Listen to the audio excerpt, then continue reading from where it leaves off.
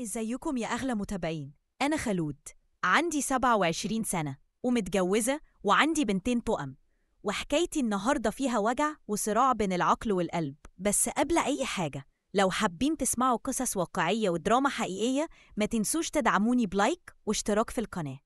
أنا من أسرة بسيطة متوسطة الحال، لكن دايما كنت بشوف في عيون بابا حلم إنه يطمن عليا ويشوفني في مستوى مادي أحسن، وهو اللي شجعني أتجوز فارس، ابن عيلة كبيرة وغنية عندهم مصانع وممتلكات كتير.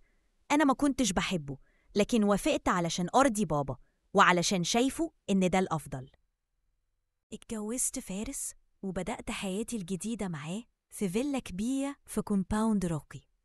خلفت منه بنتين توأم وكنا ساكنين بعيد شوية عن باقي العيلة، رغم إنهم كلهم موجودين في نفس الكومباوند. في فترة الخطوبة كنت بلاحظ نظرات غريبة من أخوه الكبير وائل، بس كنت بتجاهلها تماماً، ومع الوقت نسيت كل حاجة وركزت على بيتي وبناتي.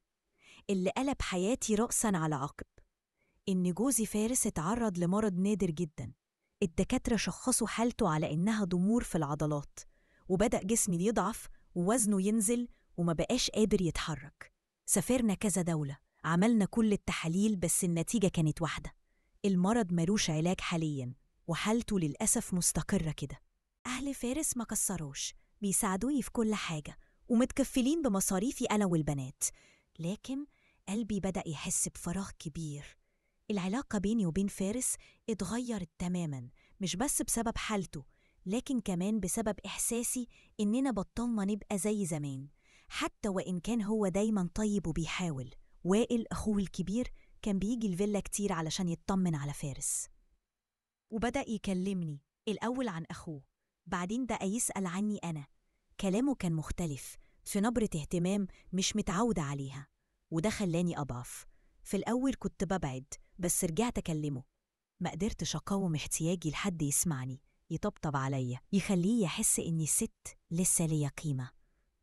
وإن وقت ما توفى فارس الله يرحمه وأنا في دوامة، مش قادرة أعيش مشاعري بوضوح ولا حتى آخد قرار، وائل بدأ يزورني لوحده، بقى يجيب هدايا للبنات، وبعد فترة بدأ يجيب حاجات ليا أنا كمان.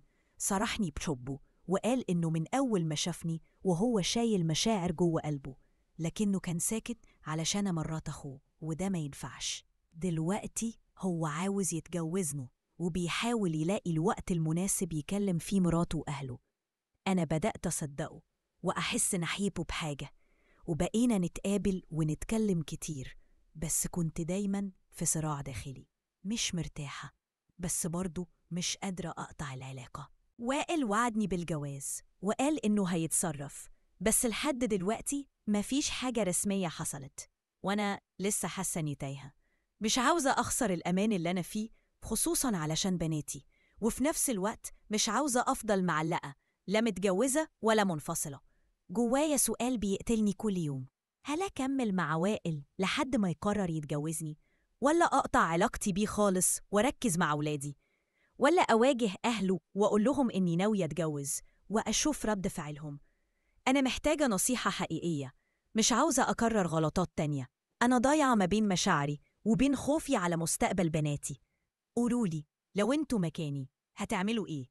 مستنية كل تعليقاتكم وهقرأها واحدة واحدة. وما تنسوش تعملوا لايك وتشتركوا في القناة علشان أقدر أكمل وأحكي لكم أكتر.